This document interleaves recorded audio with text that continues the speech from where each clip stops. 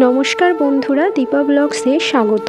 আজ আমি কোথায় আছি আপনারা সবাই বুঝতে পারছেন। হ্যাঁ, ঠিক ধরেছেন, আমি আছি একটি মেলায়। তবে এটি কোনো পাড়াগাঁয়ের সাধারণ মেলা নয়। আমি আজ চলে এসেছি হাবড়া বাণীপুর লোক উৎসবের মেলায়। এটি একটি বৃহত্তম মেলা, যে মেলাটি মূলত শিল্পকেন্দ্রিক। এখানে আছে বিভিন্ন স্কুল থেকে বা ইনস্টিটিউট থেকে করা এক্সিবিশনের জায়গা। এখানে আছে পিঠেপুলির স্বাদ, আছে সুন্দর সুন্দর বেতের বাঁশের বোনা বিভিন্ন রকম কারুশিল্প, নকশি কাঁথার মতোই ফেব্রিকের নানান রঙে রাঙিয়ে তোলা বিভিন্ন রকম শাড়ি, জামা, ওড়না। আর সাধারণভাবে তো থাকবেই বাদাম, জিলিপি, পাঁপড়, বেলুন, খেলনার দোকান।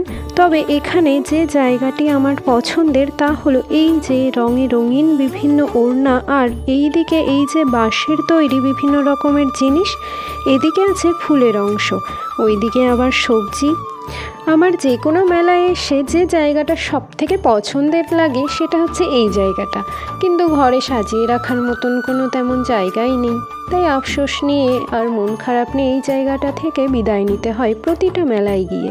আর এদিকে দেখুন, এখানে রয়েছে এত সুন্দর একটা জায়গা যেখানে ফটো তোলার জন্য।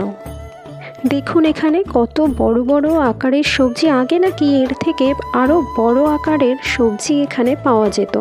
আর এই যে দেখুন একটা ভীমরুলের চাক, আর এই যে রয়েছে একটা এত লম্বা একটা কচু। আবার এখানে রয়েছে বিভিন্ন রকমের মূর্তি, যেটা সম্ভবত পুরুলিয়া জেলায় পাওয়া যায়। আর এদিকে রয়েছে নিচে দিয়ে যে কত প্যাঁচা আঁকা, বিভিন্ন রকমের প্যাঁচা তৈরিও করা কাঠের।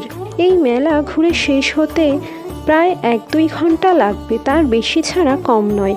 তবে কিছু করার নেই, বাড়ি তো ফিরতেই হবে। তাই এবার বাড়ি ফেরার পালা। তো কেমন লাগলো আমার ভিডিও অবশ্যই জানাবেন। ভালো লাগলে লাইক, কমেন্ট, শেয়ার করবেন।